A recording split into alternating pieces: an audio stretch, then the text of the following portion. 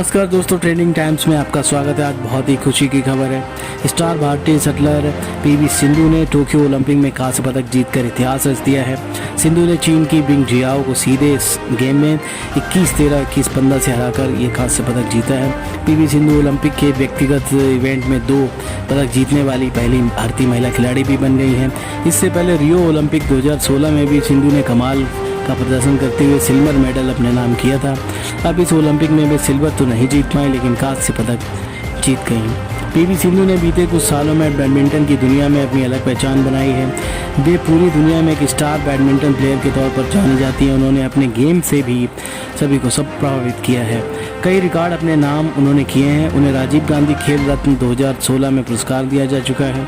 2013 में उन्हें अर्जुन पुरस्कार दिया गया है।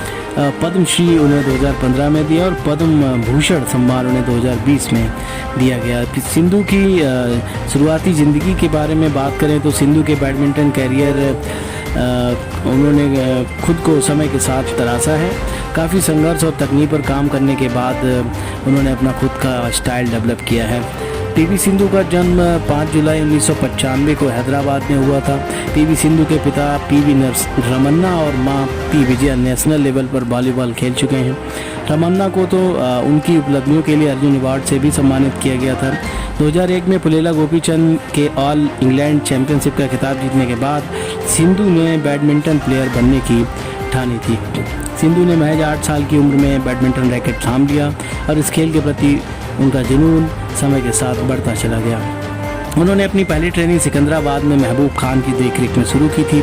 इसके बाद सिंधु गोपीचंद की अकादमी से जुड़कर बैडमिंटन के गुर सीखने लगी। कहा जाता है कि सिंधु ट्रेनिंग के दौरान रोजाना 56 किलोमीटर की दूरी तय कर गोपीचंद की अकादमी पहुंचती थी। उन्होंने वहां पर जो पसीना बहाया उसका फल उन्हें आने वाले सालों में लगातार मिलता रहा और उन्होंने एक के बाद एक कई टूर्नामेंट जीती। 2009 में सिंधु ने कोलंबो में जूनियर एशियाई बैडमिंटन चैंपियनशिप में हिस्सा लिया था, जो सिंधु का पहला अंतर्राष्ट्रीय टूर्नामेंट था।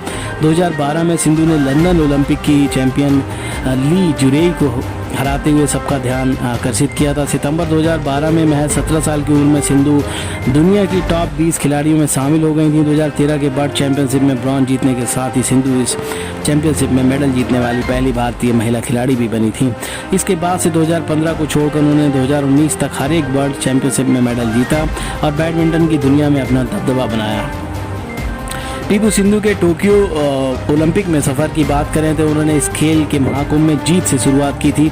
उन्होंने इजराइल की केस्निया पोलिकारपोवा को 21-7, 21-10 से हरा दिया था। इसके बाद हांगकांग की खिलाड़ी पर भी सिंधु काफ़ी भारी पड़ी। उन्होंने 21-9, 21-16 से उसे हराया था।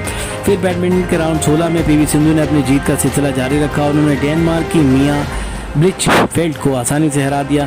इस जीत के साथ सिंधु ने क्वार्टर फाइनल में दस्तक दी। उनका मुकाबला जापान की अखाने से हुआ। टक्कर जोरदार रही, लेकिन यहाँ भी सिंधु के स्किल्स ने उन्हें जीत दिला दी। इस मैच में 21-13, 21-20 से उन्हें जीत हासिल हुई। इस जीत के साथ ही सिंधु इतिहास रचने के बहुत करीब पहुंच गई। सभी को उम्मीद थी कि वे सेमीफाइनल में जीत हासिल कर गोल्ड के लिए दावेदारी पेश करेंगी, लेकिन उस मैच में वे 21-18, 21-12 से हार गई। उनका गोल्ड जीतने का सपना टूट गया। उस हार के बाद पीवी सिंधु ने रविवार को चीन की बिंग जियाओ को परास्त कर कांस्य पदक अपने नाम कर लिया। दोस्तों, आपको हमारी कवरेज कैसी लगती है? अगर आपको हमारी कवरेज पसंद आती है तो हमारे चैनल को सब्सक्राइब करें और बेल आइकन का बटन दबाएं।